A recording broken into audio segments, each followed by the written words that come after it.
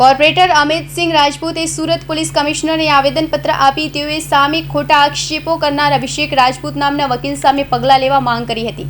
સુરતના ભાજપના કોર્પોરેટર અમિતસિંહ રાજપૂતે સુરત પોલીસ કમિશનર કચેરીએ પહોંચી આવેદનપત્ર આપ્યું હતું।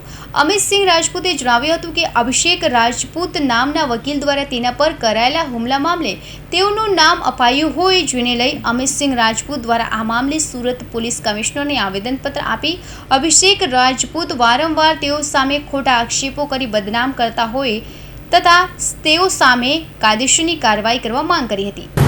હું વોર્ડ નંબર 26નો કોર્પોરેટર અમિતસિંહ રાજપૂત છું અને અમારા બનેવી છે પંકજસિંહ રાજપૂત, એનો ભાઈ છે અભિષેક રાજપૂત। એને આજે એક વિડીયો વાયરલ કર્યો જે એને મારા પર આક્ષેપ કરી રહ્યો છે કે મને આ એમના ઇશારે થયું, આ જે બી થયું। એટલે હું કમિશનર સાહેબને રજૂઆત કરવા આવ્યો કે કાયમ આની આજ હોય છે ફરિયાદ, કોઈ બી પોલીસ સ્ટેશનમાં જઈને મારા વિરુદ્ધ કાયમ ફરિયાદ કરતો હોય છે।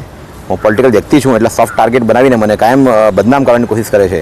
એવી રીતે હું આજે કમિશનર સાહેબને રજૂઆત કરા અને હું કોર્ટને બી હું ત્યાં કોર્ટમાં બી જવા અને આના માટે હું માનહાનિનો દાવો બી કરા કે વારંવાર મને બદનામ કરે છે અને મારા કારકિર્દી પર કાયમ લાંછન લાવવાની કોશિશ કરે છે।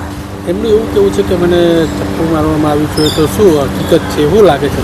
હવે એ તો એને ખબર હોય, એ તો મારો વિષય નથી, પોલીસનો તપાસનો વિષય છે કે પોલીસ જે હોય તે।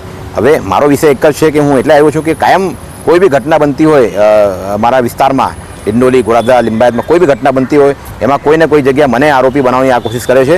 આ વકીલ છે એટલે વારંવાર મારા પર ફરિયાદ કરવાની કોશિશ કરે છે।